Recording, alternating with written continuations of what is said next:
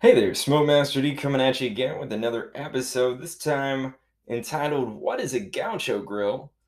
And does El Bandido Grills qualify? So, El Bandido Grills is a spin off company from the same person. JD, he owns Primitive Pits and Workhorse Pits. So now they're a third company in El Bandido Grills. He may also have a company that makes firewood too.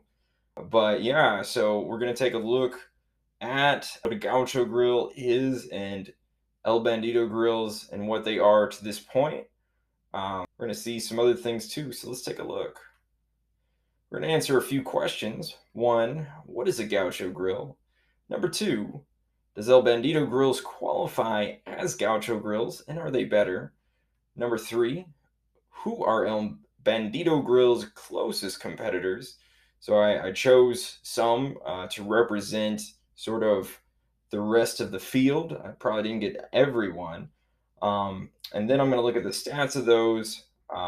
In the question number four, how does El Bandido Grill's stats compare to other Gaucho grills? All right, and here we have some chapter times. Please like this video and subscribe to the channel. I always try to put out more content examining, barbecue. So I hope you want to come along for that ride. And before we get started, I just wanted to take a quick look at the About and Our Design that I took from El Bandido Grill's website. So performance and nostalgia. Nostalgia is an interesting thing to shoot for. We're going to look at a little bit of the history of Gaucho grills. So it's handcrafted Argentinian style Gaucho grill, 100% American made though, with American made steel. There they talk about Primitive Pits, Workhorse Pits. Makes a claim, the first wireless chainless caster mounted Gaucho grill in the world. We're going to examine that claim, see if it holds up. And yeah, so we are going to keep going. Number one, what is a Gaucho grill? So, the one thing that I want to start off with is what it's not. So, it doesn't have anything to do with the cowboys of the American West. Apparently, the main period of cattle drives was only about 20 years. The food that they ate was, once they got going, they would have these things called chuck wagons, and you see one of those pictured there. And they'd have a cook among the cowboys, and this is some of the gear that cook used. And as you can see, it's mostly pots, right? Not a lot in the way of grates. Here's another one. Some more pots over there. The pots are under the fire. You can see the ashes. And the idea is that if you want really authentic food from the old west, probably better off doing some chili than using perhaps a grill like this. I imagine the cowboys must have cooked meat at some point, but out on the range, out on the trail, the easiest way was to put, your food in a pot. That's how they did it. So we're actually going to be looking at a very different tradition from a very different place. Now, the Santa Maria style, there were a lot of cattle in the Santa Maria Valley in California, and so that grew up there. These traditions do grow up around cattle areas. But this tradition, specifically the gauchos, is from South America. And here we have pictured some gauchos. They are from a few different countries, and we're going to see those in a second. Orange circle is representative of a land called the Pampas. And, those are grasslands, and that is where gauchos come from. You're going to notice the Pampas covers a few different countries, southern Brazil, all of Uruguay, the southern tip of Paraguay, and much of the northeast of Argentina. That is the home of the gauchos. And on the right, you see pictured a gaucho, a more modern one, with a herd of cattle. Here's another cow in the Pampas. And as they went, they did have a tradition of cooking meat over fires and eventually coals. And one of those ways is with a cross like thing where you have the fire, you have the coals, and the animal is sort of flayed open. And there's still a lot of people who do this style of gaucho cooking. But eventually, it came to be over a grate. I guess in some places maybe a grate was just easier. And when it came to more houses and such, these houses, you think of South America being hot, but the further south you go, it gets colder. And here we have a fireplace. So you have this grate, and that grate is actually a gaucho grill. And one of the things you're going to notice about it is it's not very tall at all. The other thing you're going to notice is that there was a fire in the corner of that fireplace. And I'm going to tell you what I think that fire was for. So, how you do gaucho grilling, first you start off with a big fire and it burns down to coals. Then you have your grate over it. And those coals are what you're going to cook the meat with. And they're going to be really hot. They're going to sear that meat. You're going to flip it from time to time. But as those coals die out, you have a second fire, and that's probably what that fire is in the corner of the fireplace. And you feed coals from a secondary fire under the grate, and voila, you're still cooking. And that is gaucho grilling. That's how it's done. So let's see what we have here. Here's another example. We have a more elaborate setup, and there you see that there is a live fire. That device is called a bracero. The bracero has a big fire, but it has sort of enough space for coals to come out. Um, and it is a fire mainly made for the creation of coals. So those coals are coming out and you slide them over with some sort of stick or rake, usually made of metal, and that is gaucho cooking. And when I made my Santa Maria episode, this is one of the slides that I had in it, just to show the difference between Santa Maria and Argentine or gaucho style cooking. And the differences are, the Santa Maria style grill is much deeper. It comes from a tradition of actual barbecue. Real barbecue in the South started off with building a trench. So you would dig out a trench, you would get saplings, you would lay the saplings over the trench that had fire and coals in it. Saplings would be wet, so, even if it was hot, they'd only smoke some. And then you'd have the meat over that. And the Santa Maria style grill is made to replicate that in sort of a metal form, and the depth of it sort of cuts off some of the oxygen from the bottom of the fire to give it a little bit lower temperature, right? And then eventually they added on, a lot of times they were skewering that meat with the saplings early on, and eventually this grill that you see from JD Fabrications was invented with the tower that has the crank, and you can lift the grate and put it down. And then, eventually the Argentine tradition and the Santa Maria tradition, being similar as they are, kind of married in a way, and you have this hybridization. So in the middle, you have a Lone Star grills with a bracero on the side, right? Um, and here, you have two Tromen grills. The one on the right is completely Argentine. It has a bracero. It has the bricks on the bottom, going to reflect back that heat and keep things really hot. And it has a grate, and the grate doesn't move. Eventually, I'm not entirely sure who started the V grate thing, but for what I understand, it was uh, the Argentine tradition. I'm not entirely sure about that one. So if you do know, please put that in the comments. But here, you know, eventually Tromen made their own Campo with system, right? So we're going to see the Campo in a little bit, the original Campo, but they decided to throw on a tower just because, you know, that's what was happening in America, and they wanted to sell some grills in America, I imagine. But yeah, there's this sort of hybridization, right? And here we see we have the open front face. Now, some of them, especially some hybridizations, are going to have, you know, something that you can close there, fire brick and bracero on the side, because remember, the tradition is using only coals. So the bracero is what makes that possible for a longer period of time. The bracero, it really is fairly necessary for the Gaucho grill.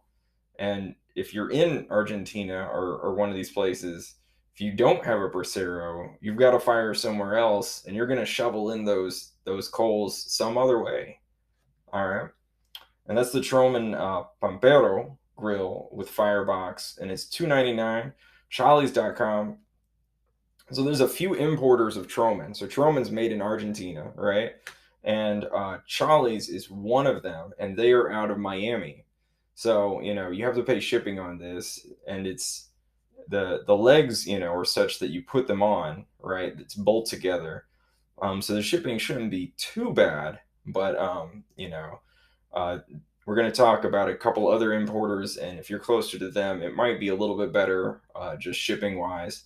But Charlie's is the one that I looked at the most from Miami, and this grill here, the Pampero, is $2.99. And one thing that I want you to notice about this Pampero, this very inexpensive grill, is that it is wireless, it's chainless, and it has two casters on the side, which means that El Bandido's claim is not entirely true. Now, I'm sure that they could make a claim, you know, one with a bit more nuance, but would be a little longer, a little more of a mouthful, you know.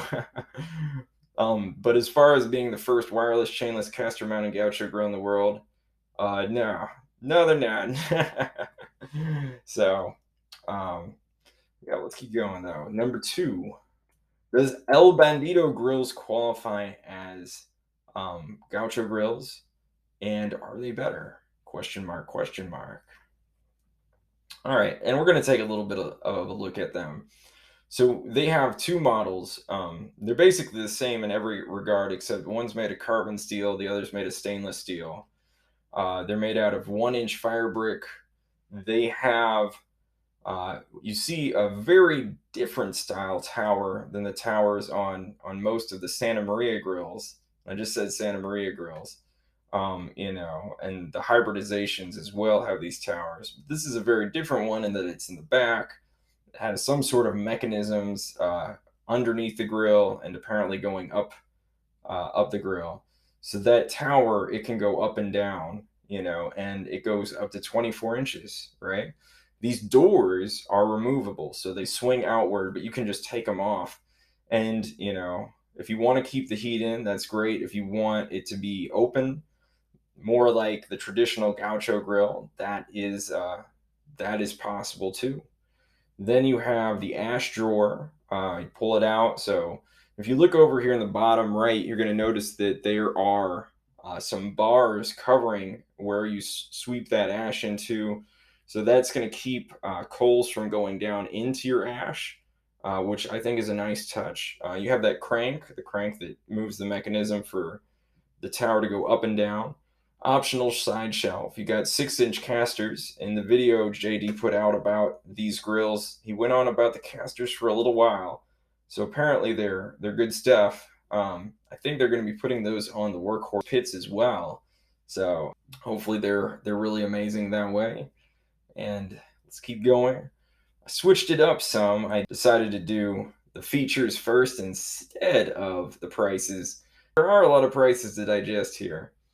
So the 18 TB, that's going to be the carbon one, 18 inches, 2,832. 24 TB is going to be 2,973. If you want it in stainless steel, the 18S is going to be 3,999. The 24S is going to come in at 4,698. All right. And so all the grate options and the shelf options are going to be different from each one. So if we look at the grates, you have several options. For the main mild steel is going to be stock. Stainless steel bar is going to be extra 192 for the 24 or 156. For mild steel V, it's going to be an extra 144 for the 24 inch or 129 for the 18 inch. If you want the stainless steel V, it's going to be plus 237 or 228, and then mild steel mesh grate is going to be 108 or 99. So those are for both the 24 and the 18, so you can get any sort of grates with those. Now the side shelf is going to have even more differentiation. So the side shelf for the 18 carbon 138 or 2 for 276. The 24 inch 150 or 2 for 300. For the stainless steel, it's going to be 246 for the 24 or 493 for 2. And for the 18 inch 204 or 408. Then you've got covers, and the covers you can either have full or half. Now, if I got a stainless steel grill, I would certainly only do half because stainless steel is corrosion resistant. So, I wouldn't sweat the lower half, just personally. But full cover for the 24 inch is 228, half cover for the 24 inch 159, full cover for 18 inches 219, half for the 18 is 147. There we go. We got all the prices. All right, and now we're going to look at the differences from the other Gaucho grills. All right, one, no braziero. So you have to build the fire like a Santa Maria grill. And two, the tower is a different kind of tower without the cable or chain. Now, put this picture in here because this is what most of the hybridizations look like, right? So, not terribly deep, but the grate comes down a pretty good ways towards the coals. And you have, one with the bracero, one without. It's open faced.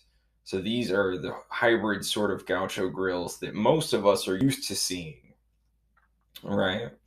Ash catch is different and it is fully welded. The ones from GauchoGrills.com that I just had there in the last picture are fully welded, but quite a few of them aren't. All right. And we're going to talk about the advantages and disadvantages of some of those things. Number one, no wires or bars makes for easier hand and arm movement. No worries about the top height, So you want to crank a huge turkey way up there and you have a tower with a bar on top, it might not go as high as you want. It's hard for me to think of that as being too big of a deal, but I guess it comes up. The no wires or bars thing. So ergonomically, ergonomics is the science of making things easy for people, to a certain degree. I suppose that not having those bars there is better just for hand movement. In some ways, I like the bars because they sort of make it so that I have a reference for where everything is and sort of caged in a little bit. One thing is you can't mount a rotisserie on this thing. I'm not sure how much you want an extra rotisserie, but you can't.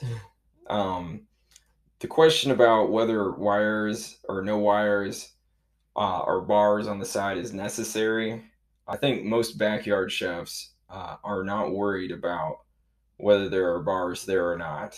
And I think the ergonomics of it isn't really going to bother them that much. Now, in the commercial setting where you're using these things like all the time, I imagine that the ergonomics may be a little bit more important just because, you're switching from one thing to the next, turning all the time, and maybe having, a freer range of motion could be helpful. hour after hour, cook after cook. So I think for commercial application, that one could be good. All right. No Brasero means a greater likelihood of cooking with flame instead of coals, making a less authentic Argentinian cooking experience. We're going for nostalgia, but all right. So here's where I decided to throw in the whole thing about the Bracero. I asked them at El Bandido Grills about the Bracero, and this is what they said. We're working on options for the El Bandido. The plan was to have many additions come online, so please keep watching our social media. Currently, we're preparing a release for our black and white oven, which is where coals are made for commercial applications. Our owner will be releasing videos in the coming months. Some techniques specific for El Bandido. Thanks. And that's from Nick. All right. So, have I made this too early, right? Is there going to be a Bracero option? Now, another thought is maybe they could even make something better than the Bracero. Talking about an oven for making coals, right? So, what could they make that could make the coals and somehow be adjacent to this? The one thing about JD and his team and Workhorse Pits was the engineering was something that was sort of excited me about their pits, right? In a way that I am not yet excited for this. I'm not excited about this back tower thing, right? In fact, the side tower with the crank, I think it's attractive. I like it, right? This is less attractive to me. It could grow on me. I don't know. I think they're gonna really have to one up themselves with something that produces coals to make this thing, something that is gonna have more wow factor, especially as a Gaucho grill. I look forward to seeing what they come up with, and hopefully I'll do another video on that. So let's keep going though. The other thing is authenticity and nostalgia isn't required one for nostalgia or two for good food. We have a whole tradition of Santa Maria style cooking that mostly happens over open flame, and people love that food. I love that food. How much do we want to be a stickler for this, right? Gas catch is convenient. Shock vac, brush, and dustpan does the same thing. One thing is that, a lot of these other Gaucho grills have a lot of more space, right? Even having the space for the Bracero, So it's not exactly like you're going to have a whole lot of ash buildup that's going to be problematic. So the ash catch is nice, but is it necessary, right? So this thing's sturdy, fully welded, built to last for a super long time, longer than your lifetime. But the shipping cost is going to be more than units that you bolt together because they can make them more compact, so they're easier to get onto a truck. And the other thing is they could be easier to get out to wherever you want them to be because they're more compact. Also, this mindset of fully welded, a lot of it comes from these offset smokers that if you have those bolts in there, that's a potential place for heat loss. You don't have that here with a Gaucho grill. It's not the same thing. The having a fully welded grill isn't nowhere near as necessary for what it does, right? So it's a whole different sort of concept. All right. Now, one great thing is that JD and the team, Workhorse Pits, they created this economy shipping. Truthfully, there's something very similar that Shirley Fabrication does. This guy that's kind of separate. He has what's called the sled. The economy shipping is actually very similar to that. It's a big trailer that's enclosed, an enclosed trailer. They wheel the stuff in, they make a run up to whatever area, drop off all this stuff within a couple hours that they're going to tell you. And so this in-house shipping is actually cheaper. It's done a little bit more safely and professionally. and it's really a great option. And it's one thing that I like about Workhorse Pits, and I'm glad that they're extending it to what they're doing here with um, the El Bandido Grills. Interchangeable grates. All right. So, the interchangeable grate thing is not actually unique to El Bandido Grills, and there's no option to buy different or more than one grate on their page. I bet you could contact them and be like, "Hey, I want another grate." The idea of switching out grates, right? Is interesting. So, and I don't think that I talked about this feature quite so much when I was going over the features, but you can just lift that grate off of the back. Those T bars, you just put it on. You can take it off, which is I think maybe even better for the whole commercial application.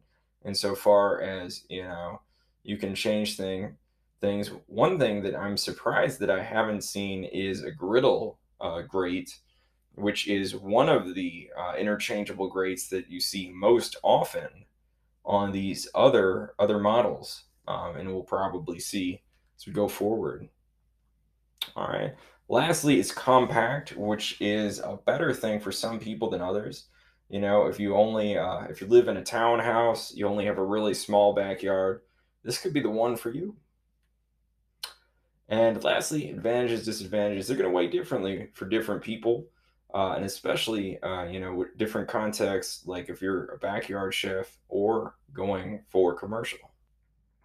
Does it qualify? And I'm going to say tentatively yes. One of the things is you need to be able to get right down there close to the coals, 4 or 5 inches. And everything that I see about this grill says, yes, it can get that close to the coals. So, it doesn't have the ability to make coals with a Bracero, which I think is a very big drawback. But I have faith in them as people who are going to make innovations, and I'm excited to see what those are. So I'm going to say yes. 3. Who are El Bandido Grill's closest competitors? All right. So we're going to start with carbon steel. I'm going to break it between carbon and stainless. And I'm going to start off with some grills that are very much Gaucho grills through and through. Ñuke here has the Delta. So it's going to be $17.39. And that price, interestingly enough, includes a bag of Jealous Devil charcoal, free shipping, and an apron. All those things together are probably at least $100 or more. So it's a good thing to package together. And if you look at it over here, it has a grate. It has a Bracero with a little space there. I like that. The grate is a little below the top, so you have a little bit of wind shielding. Another thing is it has a lid. Okay, and if that lid isn't closed, it's going to provide some more shielding in a certain context. You have those holes there at the bottom, but it allows it to make it into an oven, right? You can just pull it down. All of a sudden, you have cooking from both bottom and top, which in my mind is a very worthy sort of addition to this kind of grill if you wanted to make it into something more versatile. The other thing about it is that the grate does go up and down. You can actually lower it with this crank that's on the side. Now, is it 24 inches? No, not anywhere near that. In fact, what you see there on the left-hand side picture is the topmost that it goes. But if you really want to get a close sear on those coals, it can go down. Possibly closer than the El Bandido grills, which it'd be interesting to measure that with a ruler or measuring tape. So there is an elevator mechanism, and down here in the bottom right, you're going to see the way that you have the coals there coming through that grate that you're going to be sweeping over with that poker. The other thing is the flat plate I was talking about. Which it might just be for the Bracero for this one, because I know there's a few that are a little bit different. At any rate, if you wanted to, you could go put it on the grate. But it looks like the flat plate is over the bracero. Also comes with a shovel and poker and cover. Everything you get here for 1739 is actually quite nice. The whole package deal, everything you could want, even an apron. So I am a little impressed. All right, and if that price is a little too rich for your blood, they also have the Pampa, which is 1139. Has the free shipping, poker, and shovel. Elevator mechanism that they showed. You kind of get you see sort of the ratchet kind of design, or teeth there, more the teeth than actually ratcheting. But the teeth is where it has the catch. You put that little piece down and it catches at the height that you want. Very similar, but a little bit smaller, a little bit more compact. Not quite as nice as the Delta. All right, and here we have the Tromen Grills. I have on the left here the Goucha, and on the right the Pampero. I think I showed you the Pampero before. Now, these grills are pretty simple in their construction. You see that they have the grate, the bracero. The Goucha on the left has the lid so that it can and make that oven sort of top and bottom that we just saw on the Delta. So we're going to see that actually a couple more times. But yeah, what you see is what you get. It looks fairly sturdy. The Goucha in particular. The Goucha also has that griddle for the Brasero. So another nice touch there at the price of 929, and that's the Charlie's price. Not bad. The Pampero at 299. I'm not putting the Pampero in the charts, but it is a good price for something that I think is going to work for your needs. It doesn't have all the bells and whistles, but it seems like it could get the job done. I wanted to talk a little bit about this El Papa Chango Grill company. So, like Charlie's is out of Miami, El Papa Chango is in California. So it's on the other side of the United States. Tango Imports, which we've seen before, they sell the Tromen grills. I believe they're headquartered in Quebec, so somewhere in Canada. I'm not entirely sure what their presence is in the United States or for shipping, but it kind of gives you some options for getting these Tromen grills, which are made again in Argentina and can be shipped to you to wherever you're at from one of those three retailers. All right, and here we have the Campo. We saw the Campo with system before. This is $6.99, shipping again not included. Now, when you go to Charlie's website, they say that you can call them for better shipping rates. I guess whatever shipping comes up automatically on their website isn't always the best. Uh, again, with this Campo, very simple. I do like that lip there is can block the wind a little bit. Something again that's not really on the El Bandido grill. Not very much wind protection. Yet, maybe they'll make a windshield. That would be interesting. We have the side shelf there. It has a chain. Uh, the one reason I didn't use that in the previous slide was the chain makes it so it doesn't fit with the claim that El Bandito makes of being chainless. But yeah, so a nice little side shelf there you can fold up or down, and yeah, there it is. It's very simple, but Gaucho styling grilling is supposed to be simple, I think, in the original conception.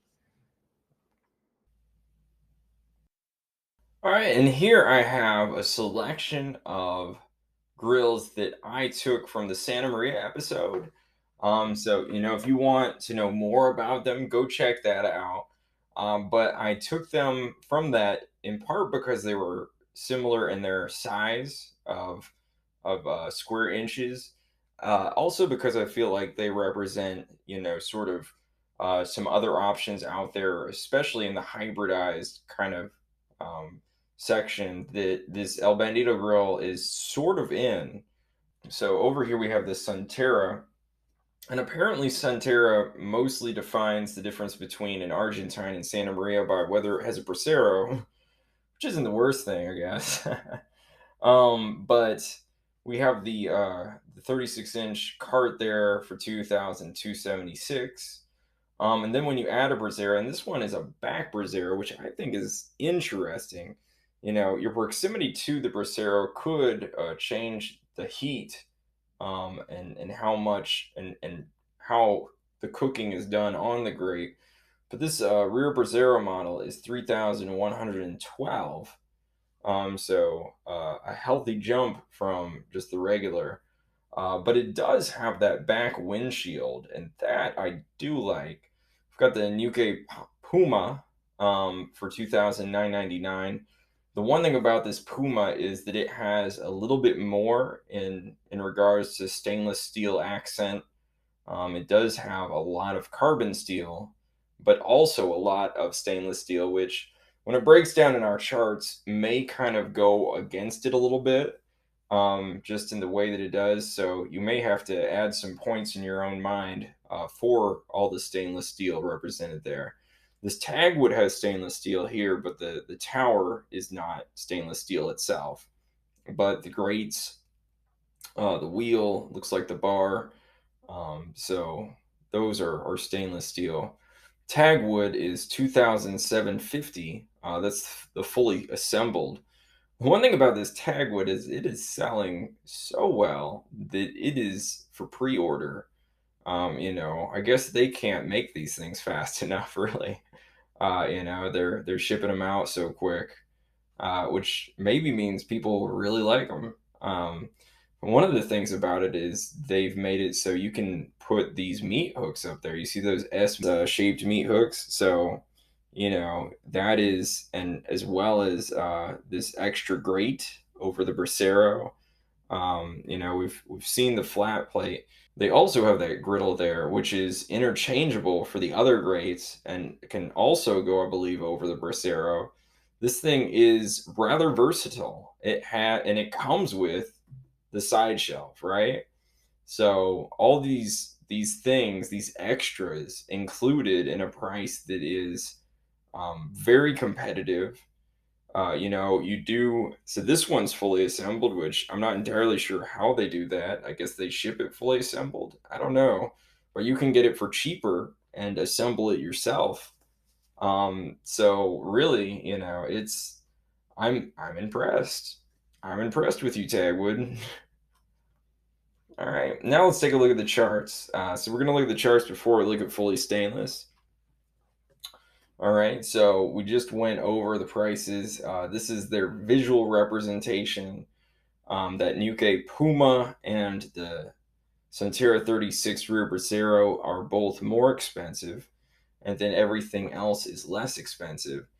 Remember that the Puma and the Tagwood, I believe, also the Pampa and the Delta have free shipping.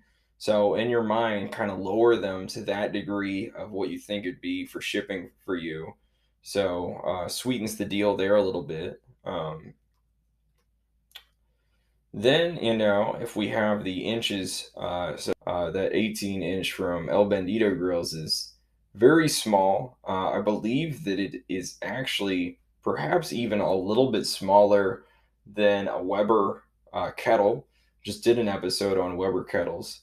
So it's maybe just about the size of a Weber kettle grate, but I think maybe a little bit smaller. Then we have the Pampa and the Puma. That Puma, for being as expensive as it is, its grade is on the small side. I have to say that. Tromen Campo, 24-inch El Bandido. Then the Ñuke Delta, the Tagwood, the Sunterra rear bracero. Then the one without the bracero apparently has a bigger grate, and the Tromen Goucha, I should say, is the biggest one of the lot. Dollar per inch is squared. So the Campo, then the Goucha, the Pampa, the Delta, the Centera, just with the cart, the Tagwood, the Centera rear Bracero, 24-inch El Bandido, that Puma, it's got a little bit more stainless steel, and I think that's what's killing it here. So you think you should, give it some bonus points for that. Then the 18-inch. All right. Then the weight. So, and you can I definitely give credit for weightiness. But you can actually take this the other way, right? So the El Bandido grills are lightweight, 130, 150. They're the lightest of all these things. If you want to haul one of these things around, maybe that's a good thing. Of course, you can't take off the legs, which kind of would be helpful. I do think, however, that they're going to make a drop-in model that doesn't have the legs. Maybe that's going to be, preferred by people eventually. You cut off, say, I don't know how much weight these legs put on it, but if you put handles on either side, you get a friend, you could lift this thing right into the back of a car. If you didn't have the legs there, maybe the drop in, you just set it down. Um, you'd need to have some sort of stand for it, maybe. Who knows? But yeah, so being super weighty isn't always the best. I usually take it as a measure of how much they're giving you, right? Like material. So that's why I put it for the positive weightiness. The Campo next, the Goucha, the Pampa, the Delta, the Puma, the Tagwood, the 36 regular, and then with rear Bracero there. The hefty weight of 704 pounds. Woo! Dollar per pound now. We've got the Campo there at 350 per pound. That rear Bracero, as expensive as it is very weighty. So it's 442. The Goucha is 442 as well. The Centera regular is 502. The Pampa, then the Delta, the Tagwood, the Puma, and then we have, El Bandido up there hovering around $20 a pound. So you're really gonna have to say, wow, I like a light grill. And maybe you do. All right. So I averaged together the dollar per pound and the dollar per inches squared for carbon, and I put them on a 10-point scale each before I average them together. And this is what I get. The Campo is the top, perfect 10. The Goucha after that, the Pampa, the Delta, the Centera, regular 36, then the rear Bracero, the Tagwood, the Puma, then the 24, the 18. When you look at this, you're going to have to keep in mind that this is just weight and space, right? So anything else that is features, extra features, you know, isn't represented in here. And I guess maybe it shouldn't be a surprise that the grills that have maybe the least features, they're the most plain. I mean, the lid on that Goucha is one thing that's nice, but they are at the top. So really, in your mind, you have to think about, what do I get for these extra features? How many points really are they worth? If having a tower that's in the back as opposed to the sides with the top is worth 7.6 points to you, maybe the 24-inch El Bandido grill is the right one. And I'm going to give you my thoughts before we go on to stainless steel. All right. So, these are the ones I liked, and the ones I like may not be the ones you like. If I was looking for a bargain, I think that Tromen Campo is a good one. Side shelf, it's a bit sturdier than the Pampero. And, you can wheel it around pretty easily. I like it.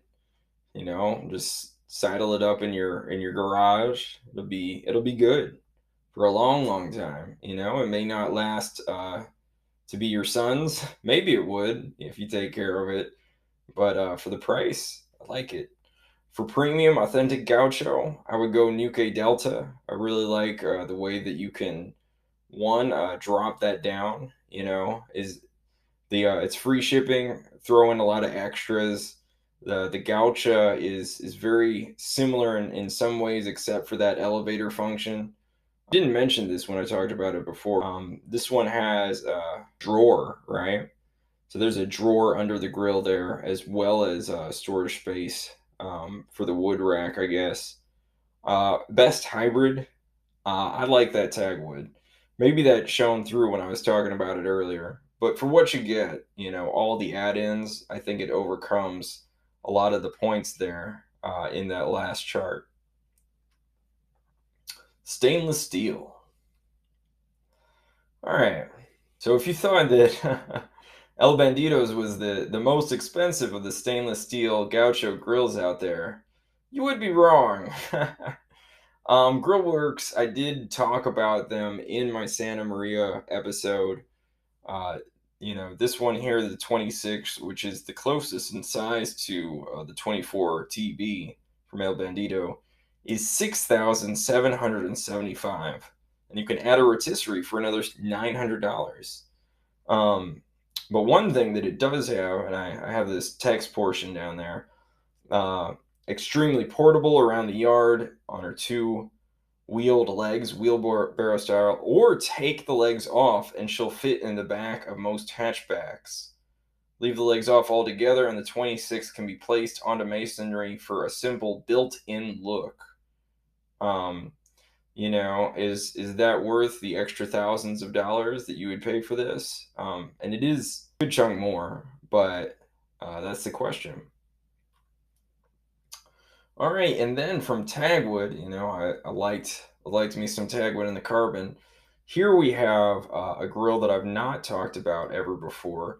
And this is the Argentine Santa Maria. So they put those words together. You know, Argentine is one kind, Santa Maria is another kind. But you know, so it's hybridized, I guess they're saying. Which in reality, it's less hybridized than a lot of the other ones. So it has an elevator function, and you can really see it looks like it is a corkscrew with a scissor kind of X there. So as you do the corkscrew, it goes up and down. Um, but it has a top, so it has that lid. Also has the grate that goes over the bracero, made of stainless steel. Comes also with the shovel and the rake, all for 4,995. Also, a UV resistant cover, free shipping again. So, a lot of good things for it. The regular Tagwood, you know, they have a stainless steel, just like their carbon one. Basically, exactly the same thing. Everything the same except that this one's stainless steel, right? And that's for $3,995. All right, and then we got Charlie's. So we've talked about Charlie's before. As it turns out, they make a stainless steel Argentine. They call it a Santa Maria grill, but they make it in house, and that is a fire brick bottom there. And you can see it a little bit better in this right hand picture. It kind of looks like stainless steel all through the bottom, but it's brick. Has a grill that goes on top of the bracero. I think that it includes that rake and shovel. You can buy those separate on their website though if you're in need of ones. It's 3,100. It has the chains there to lift up and down. It has two side shelves, so coming with two side shelves, I think, is a little bit better than some of the other ones if you like shelves. So it looks like a nice one to get. All right, and then here we have the Gaucho grills. I've shown them before as well, but the with bracero is 7,680. Without bracero, 6,180. And they have the shipping on their website, which apparently they make for all the contiguous United States down there. 425 for Brasero and 395 without. So yeah, these are not cheap. They are more expensive than El Bandido Grills. And they feature the V channel grates. So that is, however, an upcharge for El Bandido. So, you know, if that's really what you want, you may want to price that out. Okay, and here we are with the charts. See Charlie's down there, pretty good price. You know, you got to think, what is the shipping?